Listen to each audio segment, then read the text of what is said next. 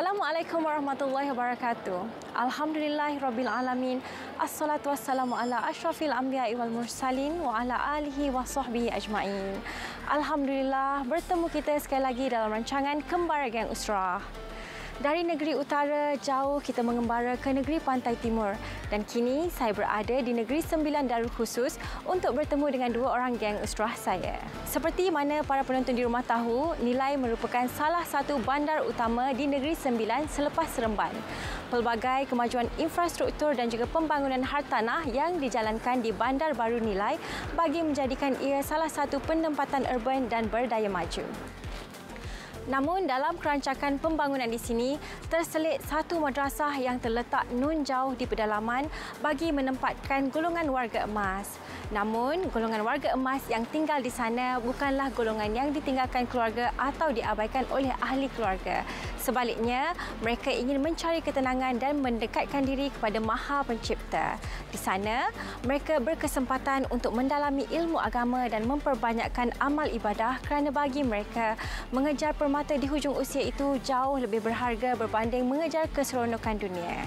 Jadi, misi saya untuk episod kali ini adalah untuk menyantuni golongan warga emas di sana di samping melakukan aktiviti kemasyarakatan dan kebajikan bersama dengan dua orang geng usrah saya. InsyaAllah. Kalau datang Nilai ni, memang macam-macam tempat yang kita akan rasa nak pergi. Pada yang suka shopping tu, mesti tak akan melepaskan peluang untuk berkunjung ke Nilai 3. Saya pun suka shopping. Sebab itulah sekarang ni saya dah janji untuk bertemu dengan dua orang geng usrah saya ni kat Nilai 3. Kat sana nanti kita akan beli dog gift untuk kita jadikan hadiah. Kita akan bagi dog gift tu sewaktu kita lakukan program takaful dengan warga emas dekat madrasah tu nanti.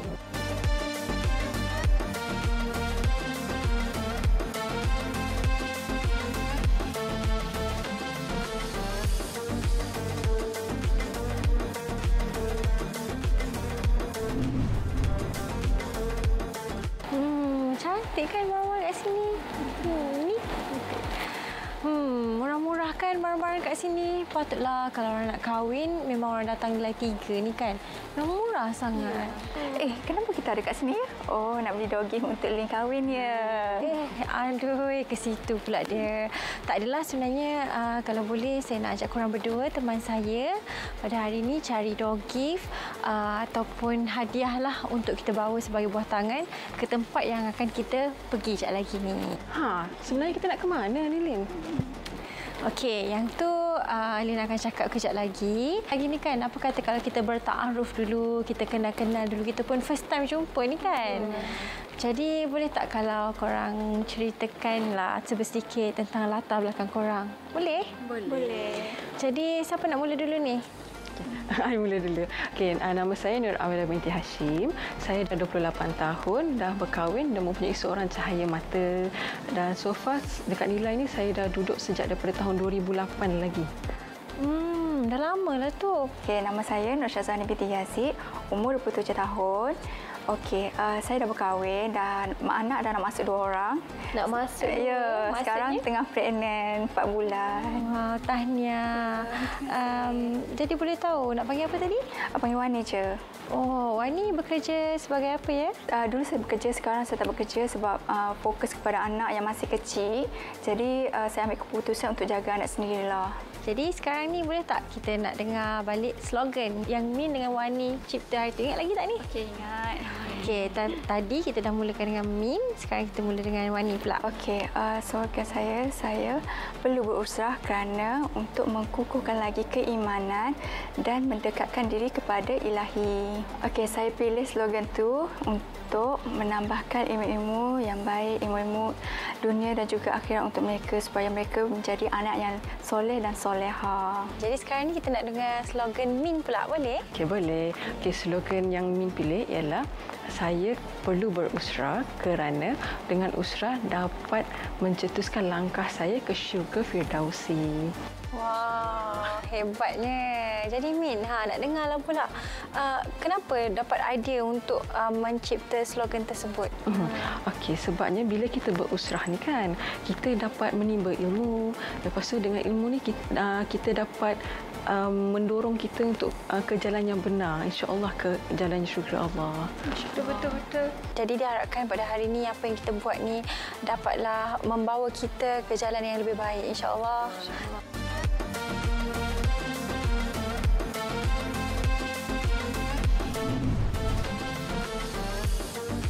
Okey, Wani, Min, sebenarnya kita ni tengah dalam perjalanan ke destinasi yang kita nak tujulah. Kalau boleh, sebelum kita sampai ke Pondok Warga Emas, Madrasah Ibnu Mas'ud ni, Lin nak kita sama-sama bertafahum. Min dengan Wani tahu tak apa maksud bertafahum? Apa tu Lin? Tak tahulah. Okey, bertafahum ni maksud dia bersefahaman. Jadi, Lin nak kita sama-sama bersefahaman untuk ke sana. Sebab kat sana nanti kita akan menyantuni diorang, buat aktiviti, program kebajikan dengan diorang kat sana nanti. Warga emas kat sana, diorang bukannya ditinggalkan anak-anak ataupun diabaikan. Tapi diorang sendiri yang pilih untuk berada di sana untuk mendalami ilmu pengetahuan, belajar ilmu agama, memperbanyakkan ibadah. Jadi macam itulah, ada yang memang memilih untuk ke sana bila di usia senja ni. Oh, jadinya betul lah kan yang hadis Nabi SAW tu yang pasal menuntut ilmu sampai ke negara China? Kalau pasal hadis tu, sebenarnya hadis tu dikira sebagai hadis daif tau. Sebab tiada dalil yang kukuh dan periwayatnya juga kurang jelas. Tak tahu siapa yang riwayatkan hadis tu. Tapi cakap pasal menimba ilmu pengetahuan. Okey, ada satu hadis sahih ni yang diriwayatkan oleh Abu Hurairah radhiyallahu anhu. Nabi sallallahu alaihi wasallam bersabda, sesiapa yang menempuh satu jalan untuk menimba ilmu pengetahuan, maka Allah Subhanahu wa taala memudahkan satu jalan untuk ke syurga baginya. Hadis riwayat Bukhari dan Muslim. Wallahu alam. Faham?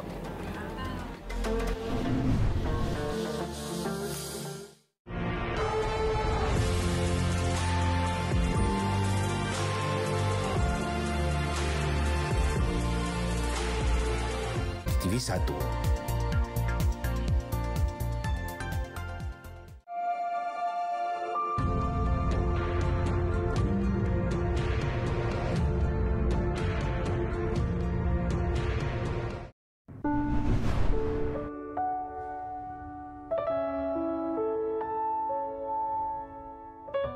Assalamualaikum Tuan Haji Arash. Waalaikumsalam warahmatullahi. Okey, terima kasih kerana sudi menerima kunjungan dari kami pihak Kembar Geng Usrah. Jadi saya perkenalkanlah, nama saya Tuan Haji boleh panggil saya Lin, ni Wani dan juga Mi. Terima kasih Lin, Wani dan Lin sudi melawat kami. Madrasah terletak di Ceruk kampung ni kan. Sampai juga alhamdulillah. Sebelum tu boleh saya tahu apa maksud Madrasah Ibnu Mas'ud tu? Madrasah Ibnu Mas'ud ni sebenarnya kita ambil sempena nama sahabat Nabi lah, Sayyidina Ibnu Mas'ud.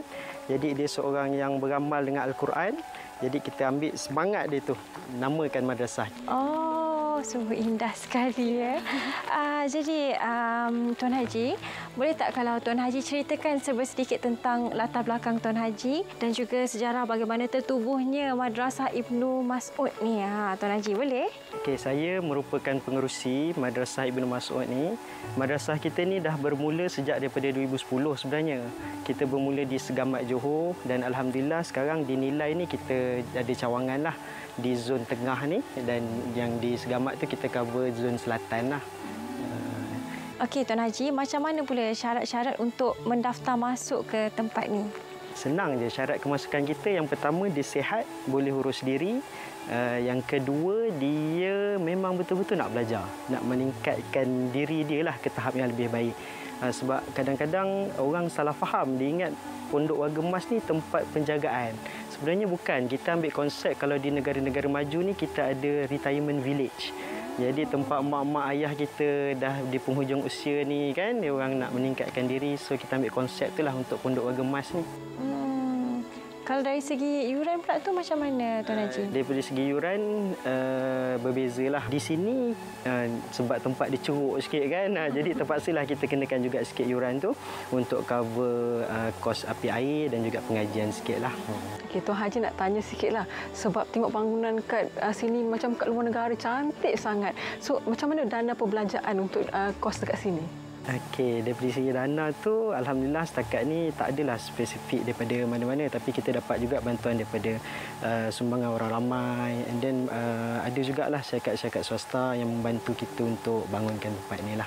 Tuan Haji, maaf saya nak tanya berapa jumlah penduduk kat sini? Setakat ni dinilai ni alhamdulillah kita dah ada 24 orang penghuni dan terdiri daripada ada pasangan kelamin dan juga ada yang ibu tunggal lah. Okey Tuan Haji, apakah aktiviti-aktiviti yang biasanya penghuni di madrasah ni lakukan? Okey, biasanya aktiviti seharian dia tu daripada awal pagi tu diorang akan bangun untuk qiyamul lail. Kemudian lepas subuh tu mereka akan ada aktiviti berzikir. And then ada kelas mengaji Al-Quran, tahsin Quran. Kemudian mereka ada kelas kitab sampai tengah hari. Dan lepas zuhur tu diorang rehat lah. Okay. Lepas tu sambung lepas asar pula diorang ada berzikir lagi. And then lepas maghrib ada kelas Al-Quran. Dan last kali lepas syak ada kuliah hadis. Full lah aktiviti diorang di sini tu. Okey Tuan Haji, terima kasih kerana sudi meluangkan masa untuk ditemubual oleh kami ni Kembara Geng Usrah.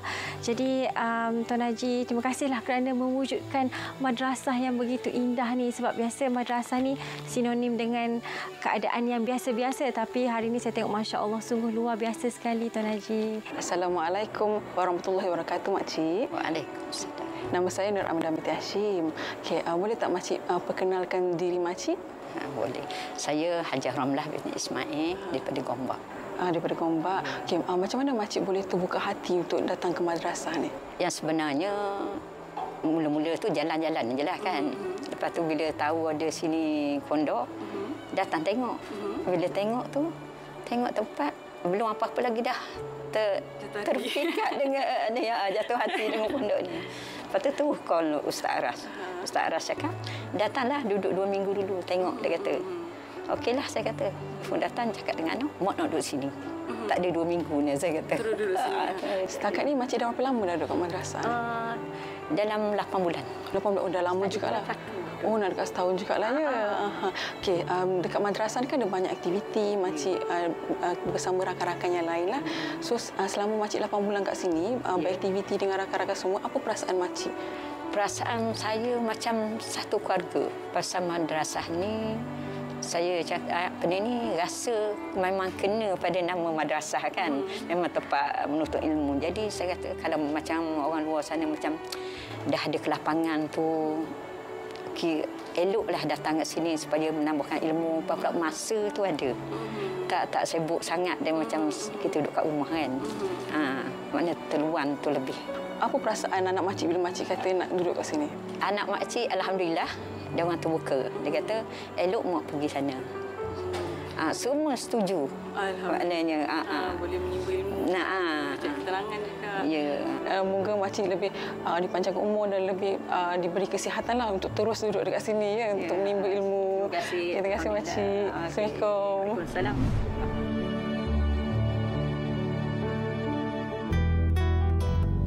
Untuk segmen Takaful pada episod kali ini, saya dan geng usrah saya meluangkan masa untuk beribadah bersama penghuni Pondok Madrasah Ibnu Mas'ud dengan mengadakan program Qiyamul Lail.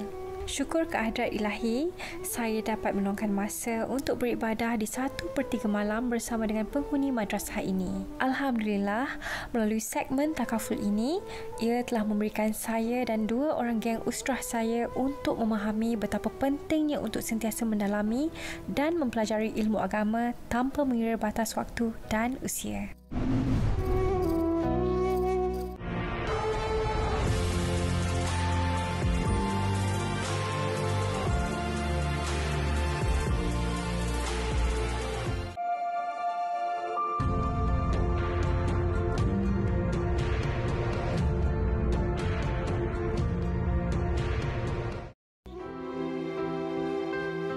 Assalamualaikum warahmatullahi wabarakatuh. Ustazah Noni.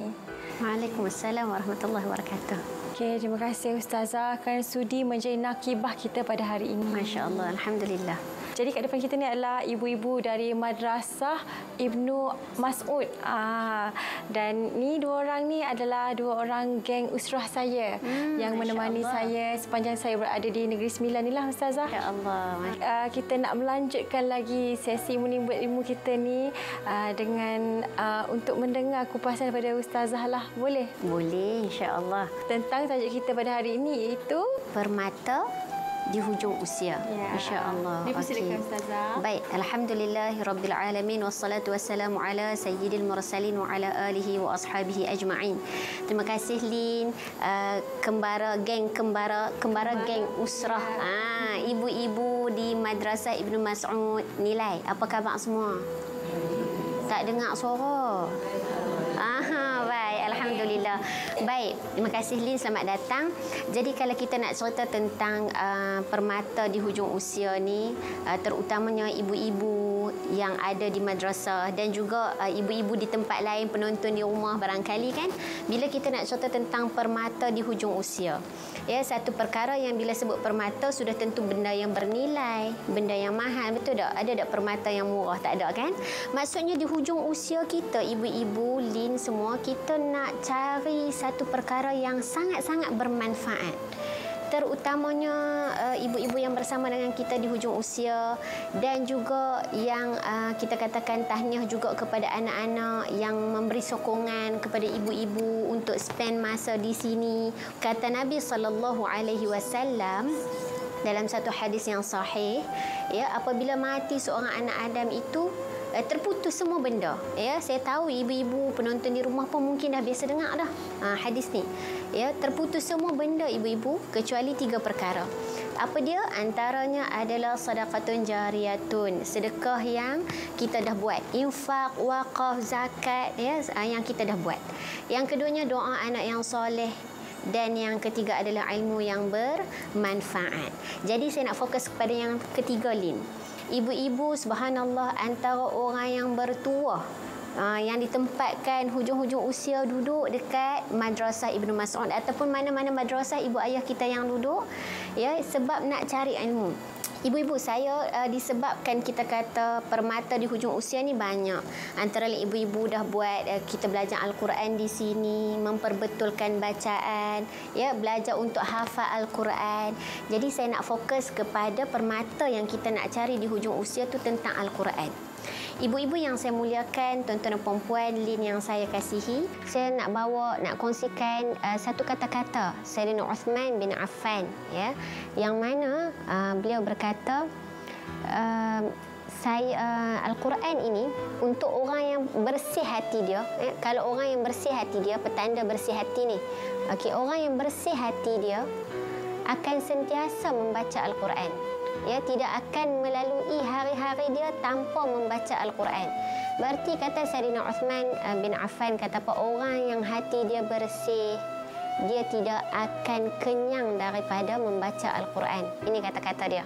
Ya, maksudnya orang yang hati dia bersih, dia sentiasa rindu nak baca Al-Quran, Lin. Dia tak mau melalui satu hari pun tanpa membaca Al-Quran. Katanya lagi apa dia?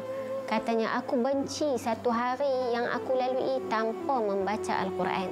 Jadi tuan-puan, jom kita sematkan kata-kata motivasi daripada Sayyidina Uthman bin Affan ini, yang mana orang yang hatinya bersih takkan kenyang daripada membaca Al-Quran, dan aku benci hari yang aku lalui tanpa membaca Al-Quran.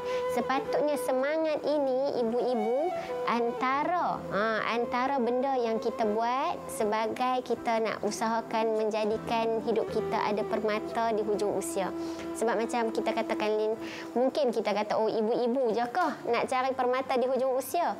Tak, sebab kematian ini datang tanpa mengira usia. Jadi saya, Lin pun, ya, kalau mungkin pun tak duduk dekat sini, kena cari juga permata di hujung usia kita tu. Jadi jomlah kita sama-sama, ya, membina orang kata apa, ukhuwah ataupun silaturahim yang rapat dengan Al-Quran. Kita baca, kita perbetulkan bacaan, belajar tajwid, belajar tafsir yang ustaz belajar kat sini, mengajar kat sini kan. Kita belajar tadabbur, kita hafal Al-Quran. Moga-moga tak ada hari yang kita lalui tanpa membaca Al-Quran. Wallahu a'lam. Masya Allah, begitu indah perkongsian dari Ustazah Noni pada hari ini. Ustaz, saya tertarik dengan Ustaz cakap tadi permata di hujung usia sebab saya jujurlah saya sendiri pun bila dengar perkataan permata di hujung usia, saya terus tergambar wajah ibu-ibu, maknanya orang yang sudah lanjut usianya. Betul. Tapi bila Ustaz cakap macam tu tadi, saya sedar yang kematian ni lah dia datang boleh jemput kita bila-bila masa tanpa mengenal usia. Betul. Jadi kita ni pun bila-bila masa boleh berada di hujung usia kita. Betul. Betul tak? Betul. Tidak kira Sangat tua, muda kan Ustazah? Tidak mengira usia. Kadang-kadang kita ni sekali khatam Quran dah rasa cukup bagus dah. Betul. Padahal ilmu tu kena sentiasa diteruskan selagi hayat masih ada. Betul. Okey. Masya-Allah. Semoga kita semua istiqamah dalam mencari permata di hujung usia. Okey, terima kasih semua, terutama kepada ibu-ibu dari Madrasah Ibnu Mas'ud ni dan dua geng usrah saya ni lah. Dan terima kasih juga kepada penonton di rumah kerana sudi bersama dengan kami pada pagi ini dalam segmen Usrah Santai Kembara Geng Usrah. Assalamualaikum warahmatullahi wabarakatuh.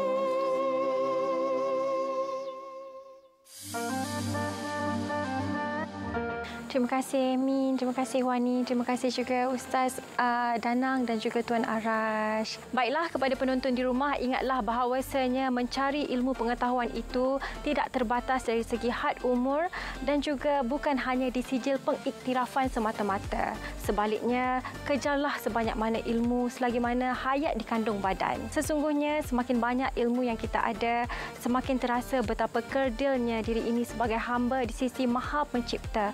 Kerana sesungguhnya ilmu Allah itu begitu luas. InsyaAllah. Saya mendoakan agar kita semua memperoleh ilmu, barakah dan manfaat daripada rancangan Kembara Geng Usrah pada episod kali ini. Kepada penonton di rumah, jangan lupa teruskan menonton Kembara Geng Usrah untuk teruskan pengembaraan sambil berusrah bersama saya, hos anda, Syazlina Abdullah, pada episod akan datang. Assalamualaikum warahmatullahi wabarakatuh.